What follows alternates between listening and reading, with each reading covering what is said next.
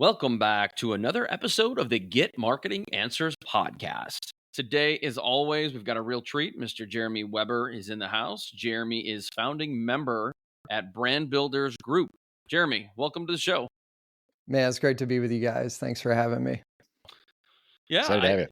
saw the work that your company did, and I knew immediately we had to have you on the show. So thanks for being here. But tell us a little bit more about your journey and how you got to where you are now.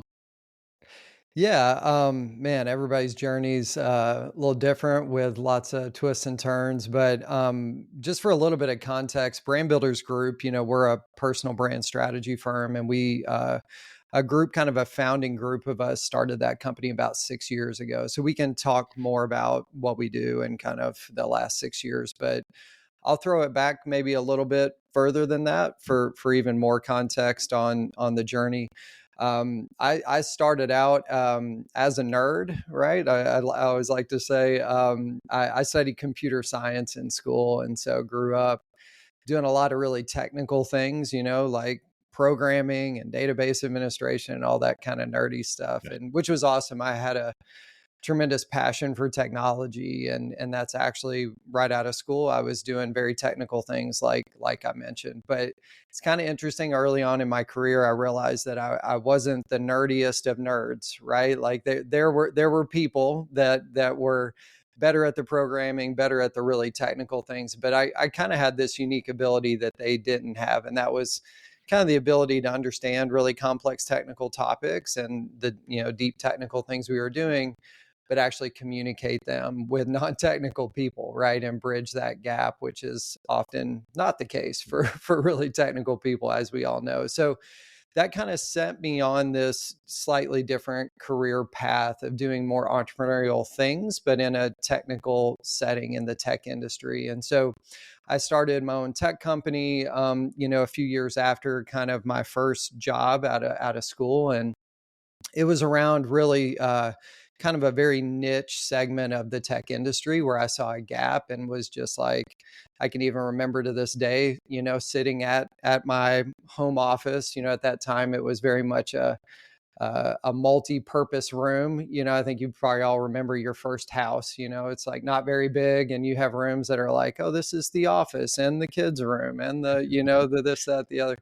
So I remember sitting there and was like, man, I have a choice, right? Like I see this opportunity, and I can try to go after it, or I cannot. And again, to this day, I always remember, like, I didn't want to be like, what if? I didn't want to look back 3, 4, 5 years from then and be like, man, what if I would have done that? So I was like, I'm going to do it. Right. And I went all in and really developed some software to kind of plug this gap in the market, and started kind of licensing it out. And that was really the beginning of kind of, again, my entrepreneurial journey of blending technical capabilities, but just a passion around sales, marketing, strategic positioning, and business growth, those types of things. And so that was exciting. That was, there's a lot of risk there, but there was ultimately a lot of reward. So I kind of licensed that tech out for a little bit until kind of the primary client of that software I had developed was interested in acquiring the technology.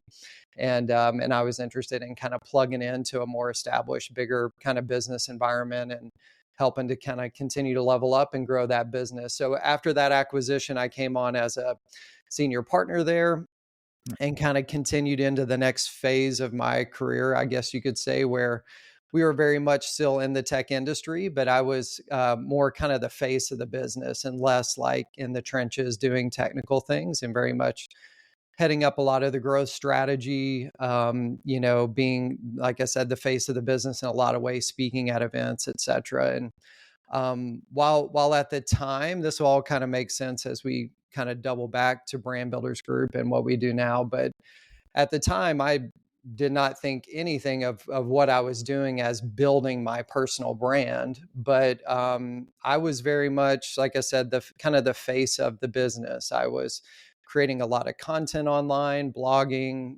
Twitter was kind of the go-to spot at that time. So this is several years ago, many years ago. And speaking at big conferences, in San Diego at, events that had 16,000 people in the audience. So, I mean, some pretty big stages, and it was exciting. So I was very much, taking my expertise and getting out there as an extension of our business. And that helped us broker new strategic partnerships, drive a lot of revenue growth, all these exciting things for the company. And so that journey lasted probably 6 or 7 years at that company, and it abruptly ended. I think we all have those, what I like to call inflection points along our career, where it's like, man, that was something happened there, believe in the universe or God or whatever it is, but something kind of intervened. And, Yeah. oftentimes those things are painful, but yeah, I had a big intervention, and it was basically kind of a blow up with the other two partners, and kind of this idea that I was getting a little too big for my britches per se. And it resulted in kind of an abrupt exit of that company. And at the time it hurt, to be totally honest with you guys. It was total blindside, and it hurt. And there were lots of anger and emotions and all kinds of things. But that ultimately was a change that needed to happen, that I probably never would have had the courage to make myself, right? And that set me on a path of really starting to branch outside of technology and saying, like, look, tech is a big part of my DNA and what I love and am good at, but there's value I can bring to non-tech companies, and not just this company, right? And so that kind of set me on this path of advising multiple businesses. And there was like a little stint between that company and Brand Builders Group. And then ultimately I was part of the founding team that started Brand Builders Group, which is a personal brand strategy firm now. So I'll kind of pause there. There's maybe more things along that journey that you guys want to dive deeper into. And, obviously, exciting moments and more painful moments. But that's a little bit of the backstory on just kind of how I find myself, where I'm at now. At what point did you know there was a business to be built around building a personal brand or helping people build a personal brand?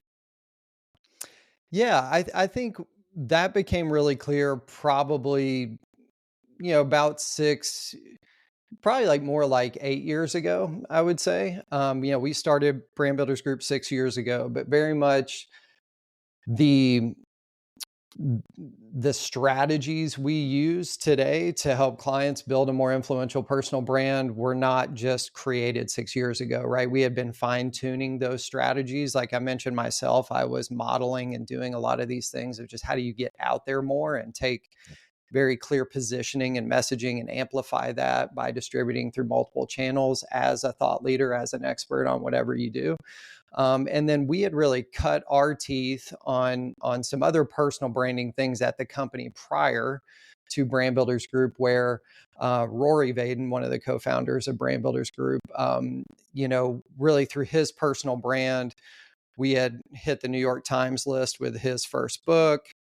He's a Hall of Fame speaker. So some of these things that most people think are very personal branding-esque, I'm an author, I'm a speaker, right? Like we had really cut our teeth on how to do those things at a really high level as part of helping to grow the prior business. So we kind of learned a lot of lessons the hard way. But we're really using them as a growth strategy for that prior business, just like I did when I was, kind of a founder or like a partner in that tech company. And so I think, during those times, it was clear the value of saying, how do we take one or more thought leaders or key people inside a business and start elevating them more as a trusted expert in their space, but make sure we're positioning them as a seamless extension of the business, not like, hey, I'm trying to exit and start my side hustle. But hey, this is a piece of the overall sales and marketing strategy, the growth strategy for the business. So we're branding and marketing the business, but we're also saying, man, we should do some special things for this one or two or X number of people, as kind of a complement to the overall sales and marketing plan for the business. So we were modeling that prior, but I think it was ultimately when, some stuff hit the fan, in my world, and then ultimately at the prior company that we were all part of that created these abrupt exits, right? That we were like, man, we don't really just want to go back into, the sales or marketing world or whatever. It's like, how do we take our expertise, but package it in a little different type of business. And I think that's when we really just felt like, man, this idea of a personal branding agency, a personal brand strategy firm, and that being what we just specialize in, was kind of birthed at that time. But obviously, like I said, a lot of the lessons learned and the strategies had been honed over probably, a 15-year period at that point. One of the things that really struck me as you talk through your journey is just your lens, which, you almost understate, but this client first approach, client first mentality. I mean, even when you talk about from the tech company to what you're doing now, this laser focus of trying to find what's a problem to be solved that matters, that someone cares about. Yeah. And then attacking it and iterating it to actually solve the problem. I think, we talk to a lot of different people that are trying to start, whether it be a side hustle or a new business or things like that. And I think a lot of times the lens is backwards. It's, well, I want to do this because I just want to be an entrepreneur, or I just want to have that brand, right, of being an entrepreneur. Yeah. But it's like, okay, but you don't just get to call yourself an entrepreneur. It's like, well, what is the problem you're trying to solve? How do you evaluate it? How do you refine it? And then how do you package it, right? But if you're not solving a problem that matters, it's never going to go anywhere. Yeah, I think you're right. I mean, the way I look at it is, ideas are kind of a dime a dozen, right? Everybody's got ideas and they're innovating, and it's like, oh yeah, well, we could create all kinds of things, right? Like, doesn't mean you should create them. And I think that's, you kind of hit the nail on the head, is like, if we simplify and really strip this stuff down, it's actually pretty simple. Who are you very powerfully positioned to serve? Like, and this applies to building a personal brand, building a business, like building whatever. And we can hopefully talk a little bit about the definition of a personal brand, because I think people get it all backwards. But regardless of what we're building, it's actually pretty simple. Who are you very powerfully positioned to serve? You understand the reality of some segment of the market because you kind of been there, done that. You can relate to them, right? Because of that, you understand that they struggle with some things. There is a problem, right? And oftentimes the bigger the problem, the more people are willing to pay for a solution to the problem, right? So like, and people are paying for solutions to problem. If you're not solving problems, good luck with having a sustainable business, right? So what's the problem you're solving? And then, there's a little bit when it comes to messaging and positioning, kind of, what are you promising to do for them? That's kind of the opposite of the problem. And it really means the transformation. What's the transformation you're promising to make for these people you're passionate about serving and powerfully positioned to serve? And then the last thing is, how do you deliver on your promise? Like, I think a lot of people maybe like know who they can serve and have a problem and are like, hey, this hook and this messaging, this promise sounds really great. They're going to lean into it. And then it's like, well, that sounds great, Jeremy. How do you do what you do? And it's like, oh, well, like, and they talk for, they don't have a well thought out process that they run clients through that drives results and gets them to the destination, or they don't have a proven process, right? So I think this is where you have to combine those three things. Then once you kind of get that foundation, frankly, it's like, well, how are we packaging your process, right? Like, to make money, and there's tons of different ways to monetize your method. But if you don't have some of those foundational pieces in place, like, good luck having getting product market fit, getting traction, seeing growth, and then ultimately having a chance to scale whatever it is you're trying to do. So, yeah, you're spot on with that. So you mentioned the fact that a lot of people look at personal brand backwards. Can you speak to that? Yeah, absolutely. So I think most people think, when they think personal brand, they think influencer, right? Like, they think, oh man, I want to build my personal brand. That means I want to be this influential person. Like, and oftentimes being an influencer, really is just a way to monetize your influence, right? Like, it's saying, like, an influencer as we know them is like, I have a good sized platform, and because I have a lot of eyeballs that are paying attention to me, I can now monetize those eyeballs through ad or affiliate type revenue, right? So I think when most people think personal brand, they probably think social media or kind of big platform, and then think influencer, right? Some people may think, speaker, author as well. Like, okay, like, if I'm going to build my personal brand, that means I'm going to be like speaking on stages more and getting paid, and then authoring books, right? And so yes, like, those are all true-ish, right? But at the end of the day, those things we just talked about are really just ways to monetize your expertise, right? And so if you strip it down again, I would say the personal brand is you. Like it's you. It's as simple as that, right? And then we say, well, if you're great at something, right? Like how well known is your personal brand? How well known is your expertise, right? And so you have a personal brand. It's just that how many people know about you, right? And what do people think about when they think of you? And so we kind of have this saying at Brand Builders Group that another way to kind of think about your personal brand is just your reputation, right? And so then we can break it down and say, okay, well, if your personal brand is just you and your reputation and what people think about when they think of you, then it's a matter of saying, well, okay, well, how do I have more impact or build a more influential personal brand or a more recognized reputation? So we have this thing called the reputation formula, and it's results times reach equals your reputation. It's actually pretty simple. It's like results. Are you great at something? Like, and this is not your personal brand, it's you. Like, are you great at something? Like, are you an expert where you can deliver value to really help people? And then the other part of the equation is your reach. How many people know about you as the expert you are? And some people have small influence, some have really big influence, right? And so you can some people are really great at what they do. They have amazing results and very little reach. So they would have like a small positive reputation. Others, are crappy at what they do or do really bad things, but a ton of people know about them. You'd have a really big negative reputation, right? Our goal is to really help experts that are doing good things, like are good at what they do, can drive amazing positive results, ultimately expand their reach, right? So they can have an even bigger positive reputation and use that to drive growth of whatever business is behind them, right? Like we have clients, we probably have 2,500 clients, let's say, that we've served over the last 6 years. We have about 1,000 active clients right now we're working with. This is globally.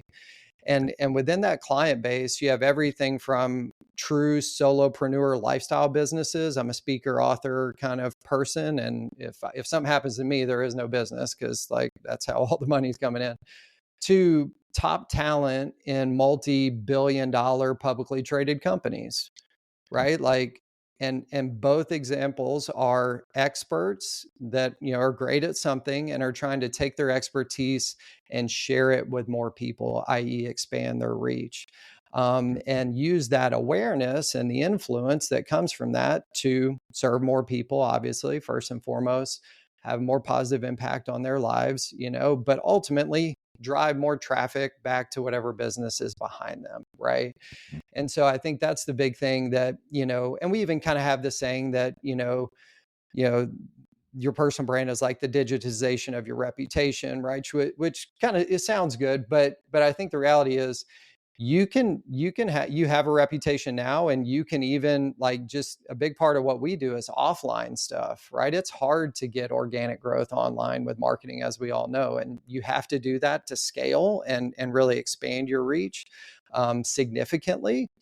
But if you start there and only play there, right, it's going to be a really hard grind to reach people and drive income quickly. And so it's a combination of offline and online activities to expand your reach. And so again, I think we just look at your personal brand as you, and it's just like, how good are you at what you do, and how many people know about you as the expert you are.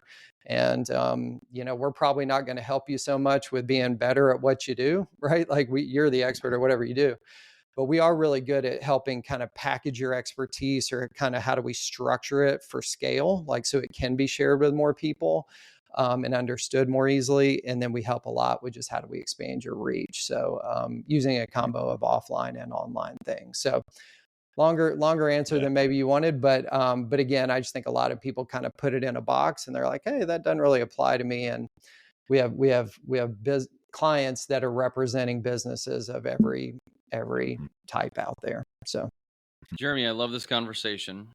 Personal brand comes up, I would say, relatively frequently with our guests for whatever reason. And we had Neil Patel on the show not too long ago, and we talked about personal brand with Neil.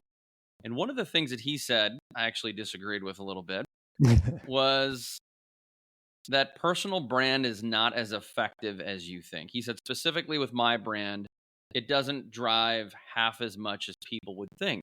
And he threw a number out there. I don't recall what it was, but I've seen in some instances where, take Dustin, take me, your personal brand can not only just magnify the reach and engagement, but it literally can be the difference between people proactively reaching out to you, wanting to do business with you. It can be a monumental shift, and I've seen it firsthand. So I'm curious what you think about that. How impactful can it be to a business? Yeah, I think what's important to first understand is that it's not this or that, right? It's not like, hey, to help with driving growth of this company, which really means like sales and marketing, optimize the sales and marketing kind of strategies for the company, that you're either using a personal branding approach or not, right? We would say very much, you have some baseline sales and marketing strategies for the company, and the personal brand is this kind of magical extension or subset of that. But I think the bottom line is that, if you look at Neil, and I don't know the details of the conversation, but when you get to a certain stage where you have a lot of revenue, right? Like it's a big company, you're able to pay for a lot of growth. You're just paying for paid advertising. You're paying for things.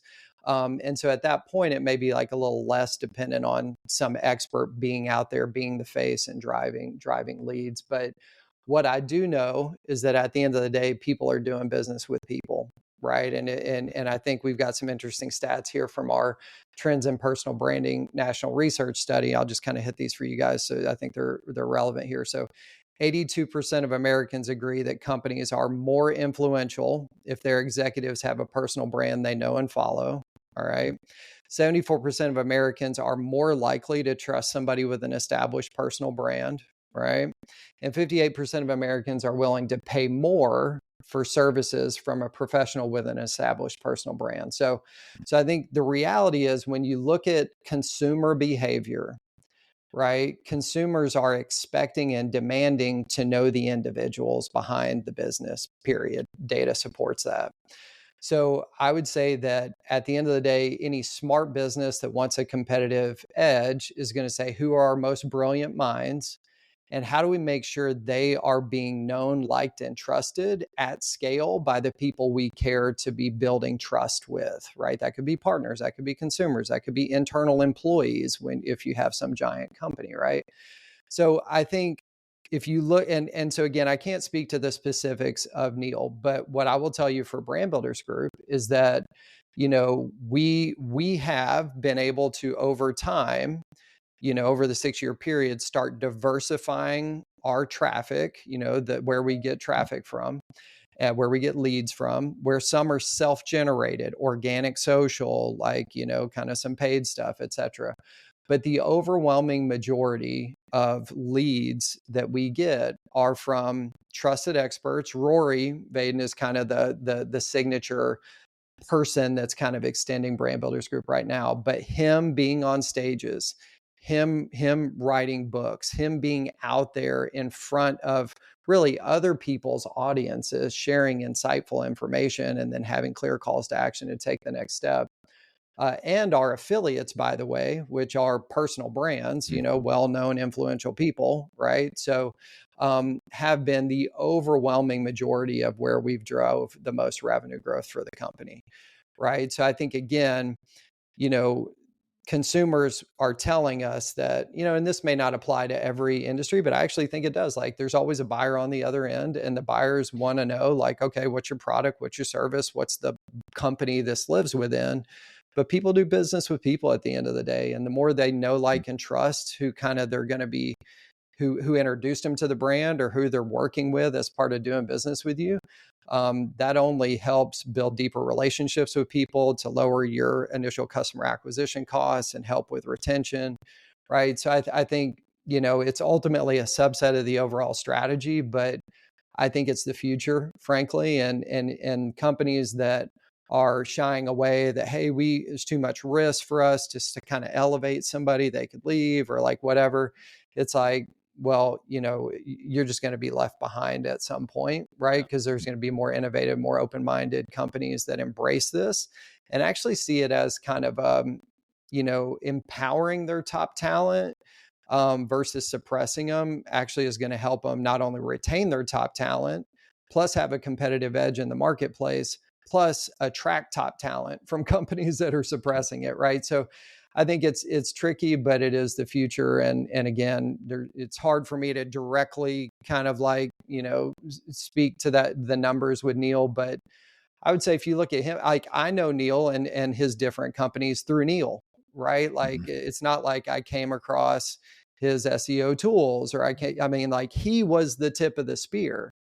So I think, maybe it's hard to attribute, some of the revenue growth to, but whatever, but I'll be honest with you, he's always out there. It's not like some other person, like he's always part of the webinars. He's always part of being out there front and sharing valuable insights and ultimately acquiring new customers. So that is your personal brand. Like, so I don't know how he defines it. So it makes it a little bit hard. So.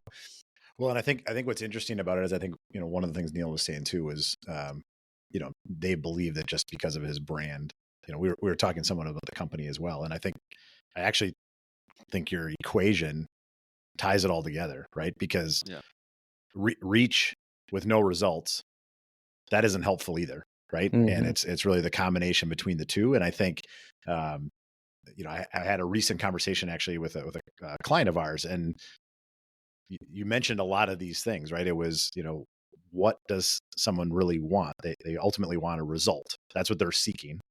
And the reason you want reach to lead to your reputation is because you can deliver that result. But how do you build that trust? And you build that trust through, what is the problem you solve? What are the expectations that you lay out? Proving that you have a process to do it again, proving that you've done it in the past. And I just think, I think a lot of times the genius is in the simplicity. And I look at just the results times the reach equals your reputation, to me, at least, really clarified a lot of things, because that is what it comes down to. And I like how even on the reach side, you're talking about broader than digital. I think a lot of times when people think of personal brand, they only think of their online personal brand. And we know that's not true when you really think through it. But I think a lot of times that's all people think as well. My personal brand is just what I post out there online, when in reality, you're walking down the street, you're going to a meeting this afternoon, you're talking on stage, you're going to a community event. Those all feed into your reputation. And if Chris and I were literally just having this conversation yesterday about, who you are online has to be genuine to who you are when they see on the street, because it gets called out really quickly if those aren't incongruent. Yeah, absolutely. And I think we have to deal with this a lot with new clients that we serve, and that because they may come in and be like, hey, I want to expand my influence. I want to expand my reach. And that means, what's my social media strategy and what's all this stuff? And we're like, okay, well, let's stop. Like, what kind of business are we trying to build? Right. So it's like, we're doing this for a reason, right? Some people, there are the rare few that we cross paths with that are like, this is a true impact play. But the reality is they've made a boatload of money from something else. And so they don't have to stress over like driving revenue quickly. But that's the anomaly, right? So most people are like, I'm doing this to not only serve people, but make money, right? And so we're like, well, what kind of business are we trying to build and grow on the back end? And then we say, okay, well, cool. Like, we're going to obviously use your personal brand and help you get out there and become more well-known as an extension of the business to help grow it, right? And serve people.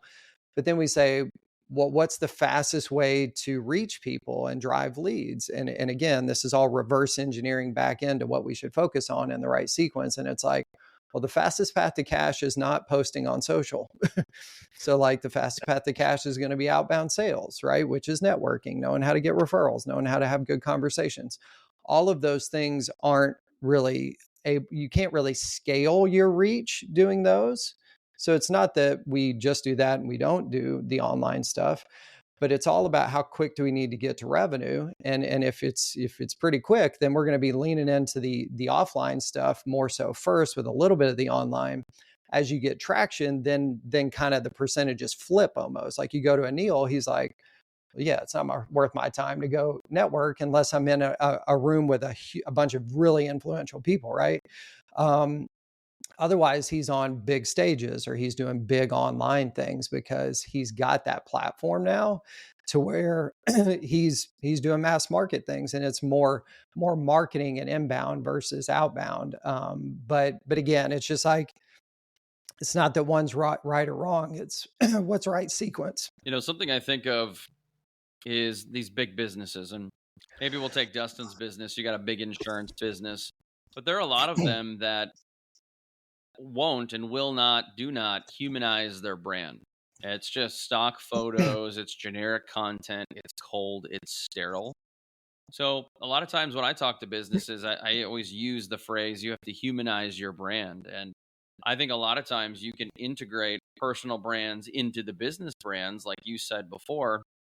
Um, and I just feel like that's so important because when I look back and I think about the businesses that I have an affinity for personally, a lot of it has to do with a connection to the business, a connection to a person within the business. And some of it's that know, like, and trust factor. You see someone speak at a conference or you go into a restaurant and you know the owner. The more you have that know, like, and trust factor, the more you can build up that affinity through humanizing your brand through people, I think is so important. But I guess I'm curious from your perspective why so many people and business owners, leaders, tend to overlook that. Yeah, I mean, great question. And if you look at how I'll back into the answer. So if you look at how we segment the market, who we're most powerfully positioned to serve, it kind of aligns with where people most logically kind of think about personal branding and the application of it. So our ideal client would be very much that expert, the speaker, author, kind of influential type person. It's no brainer. We can just knock it out of the park for them.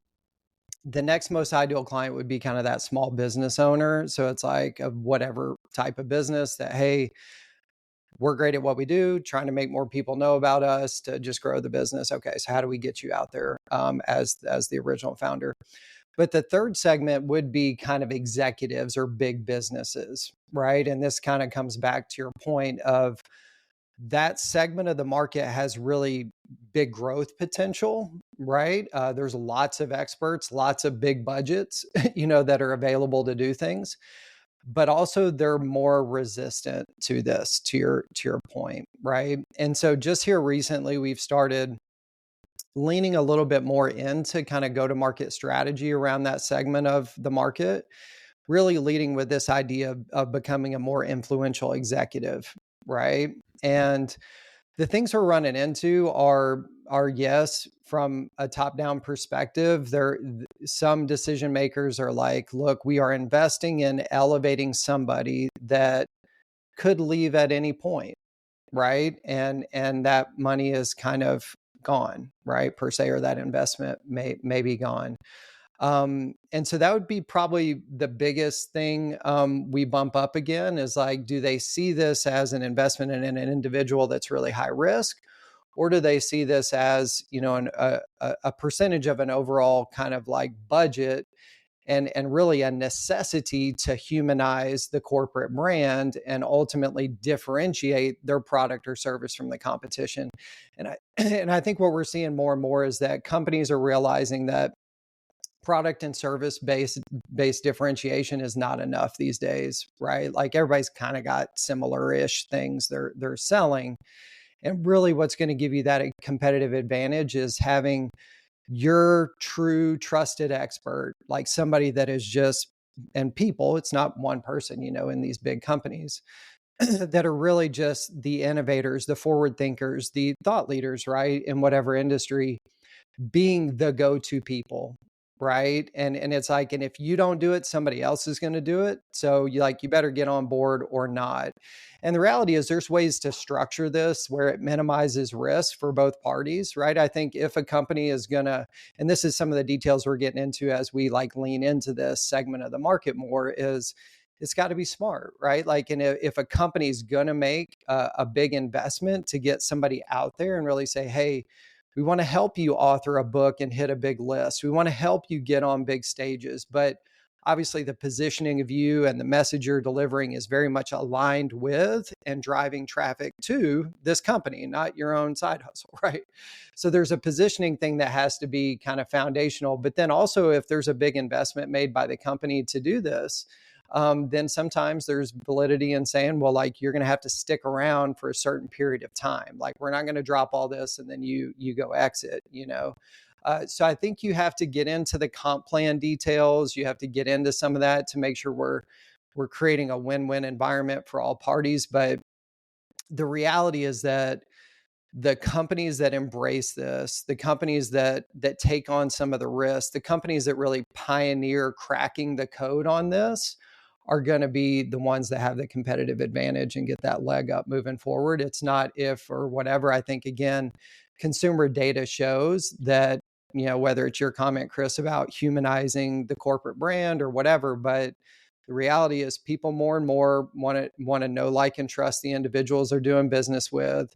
And the more your experts, and then as a byproduct, your company brand are the ones they think of first, that gives you that leg up. And you can choose to embrace it and innovate it and really figure out, how do we package their insight? How do we help them develop thought leadership better? How do we help them package and distribute that thought leadership in more formats that get more traction in front of more people, right? You can take a really innovative approach of really doing what we do with these solopreneur lifestyle businesses, but saying, let's do that in the right way for people inside a big enterprise. So we're seeing, you know, certain little pockets of this happening, but again, there's real headwaves. Like, I mean, it's a reality. It's just like, you get egos involved and you get people like, oh, I don't know if this person's going to stick around. So it's not easy, but what I'll tell you is the future is, I think it's a future, and it's just like the companies, again, that embrace it and pioneer it are gonna have that leg up. Last thing I'll say is, not only to retain their top talent. I kind of said this earlier, but I want to reiterate it. Not only to retain their top talent, because we all know that if you're brilliant doing all this great stuff in a company and you're feeling suppressed, like, I'm great at what I do, I want to get out there more, not to start my side business, but to help serve and share this insights and expertise in more formats, to ultimately drive growth of the company. If that's being suppressed, before long, those people are going to bounce, right? They're going to go somewhere else. So you have a top talent retention issue if you don't embrace it. So I think it's really, companies that embrace it will be able to retain, you know, their top talent, but then they'll also be able to attract top talent from other companies. And so those are just extra added benefits to just getting that competitive edge from a sales and marketing perspective. Jeremy, too. you know, as someone who has a marketing background, I would say that I would argue it's not the future, it's the now. And it's been the now for a while, for people maybe who don't believe it. And the other comment I'd make is, you know, I have seen those businesses who are scared, or they're fearful of what could happen. And I always say, you can't run a business scared. I mean, show me a progressive, growing, thriving company that operates scared. Yeah, true. So true. The other thing I thought was really interesting, Jeremy, is you talk about the future, right? And everyone, when they're talking about the future right now, is talking all about AI and technology and all that sort of stuff.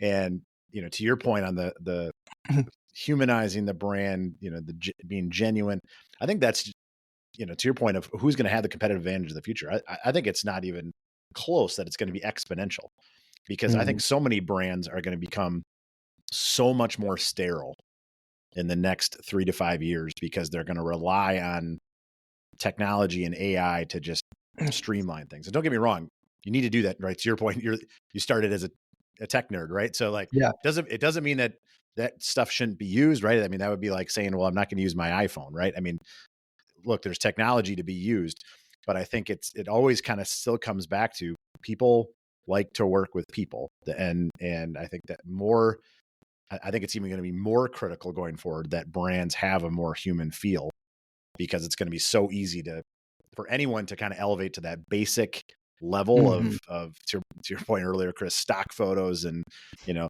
stock value props and things like that. But it's, you know, who's going to really accelerate that and humanize it, I think is going to be the one that's going to step ahead. Yeah, I mean, I look at, AI and all these emerging technologies as just being ways to do work more efficiently, right? Like, so Mhm. yeah, certain things that took people can now be automated, and that's always been the case. So, and AI is a huge disruptor and is going to accelerate a lot of things.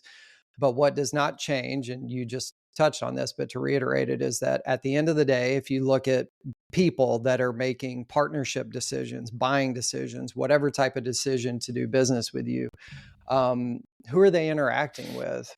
Right? Mhm. Like, they're interacting with people, right? Like, I mean, there are Mhm. some cases in, CPG businesses or like whatever, like B2C businesses at Yep. scale where it's like less about is the product look good and, but Yeah. even in those, there's a lot of influencers, right? That are the Yeah. ones that are promoting the product. But I think again, if you strip it down, it's like the reality is people are a fundamental part of promoting the message of your brand, your company brand, and the companies that really embrace and take a very tactical approach to how do we, for certain people, it's not for everybody in the company, but for certain people, how do we really innovate and try to get them and their expertise, and thus the company's expertise, out into the marketplace more, where again, they are the people in this industry. These are the people that are the go-to experts, right? They're looking to them for like where are things heading or recommendations. And if those people work for your company, there's no question that you've got that foot in the door that somebody else doesn't, right? And you can choose to push on that and embrace it, and have more of that mind share, I would say, and thus market share, or not, right? But Mhm. but that's Yeah. not going away. I don't think that piece is going away. It's not like all of a sudden AI is running all of our companies, and like there's no need for anybody anymore, right? Like that's maybe way down the road, but not anytime soon. It's so So, true. Jeremy, I'm curious. We have a lot of entrepreneurs and leaders who are listening to the show. A lot of them, most of them, interested in personal brand in some capacity. And I would argue that most of us, if we're listening to a podcast and trying to better ourselves, are probably trying to improve our personal brand. So, when it comes to your clients, what are you seeing as maybe some of the top two, top three issues that they face, or things that they could just easily get better at?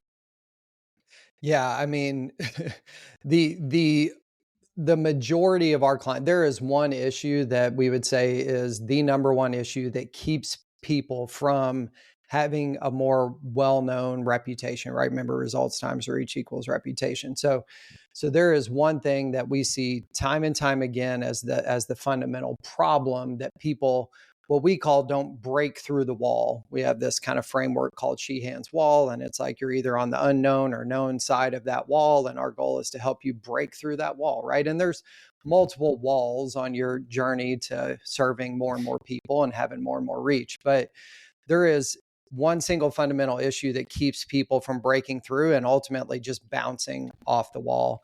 And it's this idea of diluted focus equals diluted results.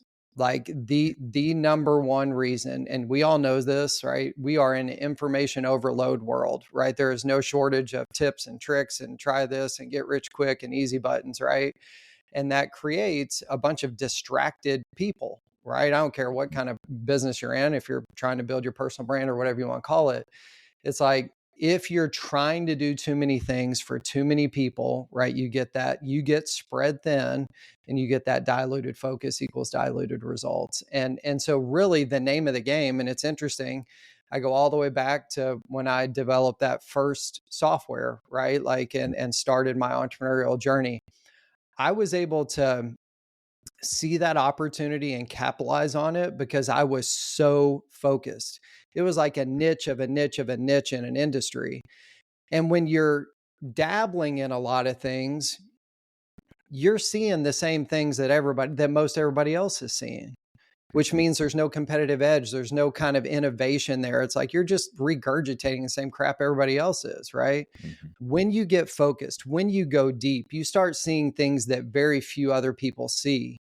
And it's in those places that you can say, man, I'm building true expertise, and I'm truly coming to market with something that's unique, right? And it may not be one of a kind, right? But it is unique. And that uniqueness is what gives you that competitive advantage to then position your brand, let's call it, or your business around that niche of expertise, differentiate yourself from all the other noise out there, and actually kind of solidify your space, like your positioning in the market, right? Whatever that is. And so I think that is the biggest thing we do with clients right out of the gate. It's called finding your brand DNA, but it's basically like, what is your unique positioning in the marketplace? And we're going to just be like, dude, you can't do everything. Like, you're going to have to say no to a lot of stuff. And so I think we continue to see that being the biggest issue, is just people trying to do too many things and chasing too many things. And it's like, look, you got to focus. If you're not willing to focus and be disciplined and make sure all these different activities, sales, marketing, et cetera, like all these activities are positioned in alignment with that unique positioning, you're not going to have a chance to break through the noise and thus break through the wall. So, and some people are willing to do that, some aren't, but the reality is that's a non-negotiable. Like, I think in the world we live in, especially if you're in the early days, like, I mean, yeah, at scale, yeah, Tony Robbins can talk about whatever he wants to talk about now because he's got all this momentum and this huge, like, enterprise. But he didn't get to where he got to by talking about everything. Gary Vee, Neil Patel, like, you take any of these people, they didn't get to where they got to talking about what they're talking about now. They had a niche. They kind of focused and got traction and dominated something. And from the momentum of that, they were able to strategically expand over time. I mean, you look at Amazon as a business example. What did they sell when they first started? Books. Yep. Books, right? What do they sell now? Everything. Everything, exactly. Right. Like, but if they would have tried to sell everything right out of the gate, they wouldn't be where they're at now. Right. So, I mean, it's pretty simple when you kind of think about it, but not always easy to do. And so I think, again, it may not be the sexiest answer, but it's the truth. And people need to understand that and embrace it. And now the $1 million question is what to focus on. And, some of those things, it's not always easy, but the truth of it is you gotta like focus on something, be great at it, not get spread too thin. And then if you do that, things kind of take care of themselves over time. Oh, Jeremy, you're opening up so many things that we could talk about. So we're going to have you back because I do want to talk about it at another time, brand DNA. I want to talk about that reason that you mentioned, because I've been there. I know a lot of people have. I've seen it firsthand. And I just want to talk about why you should hire a VA or why you should start hiring people and a lot of other things that come to mind. But we got to wrap it up. So thank you for being here. But before we let you go, tell our listeners a little bit more about Brand Builders, where they can find you. And I know you've got a summit coming up, right? Yeah. So we've got, so like I said, we're a personal brand strategy firm. So if any of this stuff is kind of like, hey, I've got this type of business I'm trying to grow and I want to increase my results and my reach, right? All that stuff. Then we basically are doing something really cool. Like, we'll do a free kind of strategy call with you. So it's a 60-minute strategy call with a strategist to basically try to understand where you're at and just give you some tips on that call. And ultimately, if it makes sense for us to kind of be part of your team to do some of this stuff, great. If not, no worries, right? So, but we're happy to do that free call with you just to serve. So that's available to your listeners. So I definitely want to let you guys know how to get that. So you just go to freebrandcall.com/JW, and maybe you guys can put that in the show notes or something, but freebrandcall.com/JW. And that's where you can just request that free brand strategy call. And again, our goal is to just kind of understand where you're at, what you're trying to do, and kind of figure out the right subset of our kind of process to share with you to deliver value on the call. And, we'll see where it goes from there. But yeah, that'd probably be the easiest next step. And then I'm out and the company's out in all the places you may consume content. So shouldn't be too hard to search and find us, but that's the logical next step if somebody wants to kind of lean into this a little bit more. Dude, you rock. Appreciate having you on the show. We will definitely have an episode number 2 because there's so much more to talk about. Jeremy, thank you to all the listeners. Thank you. If you haven't already, please do us a big, big, big favor and leave us a review. It only takes a couple seconds, but makes a big impact. Until next time, peace.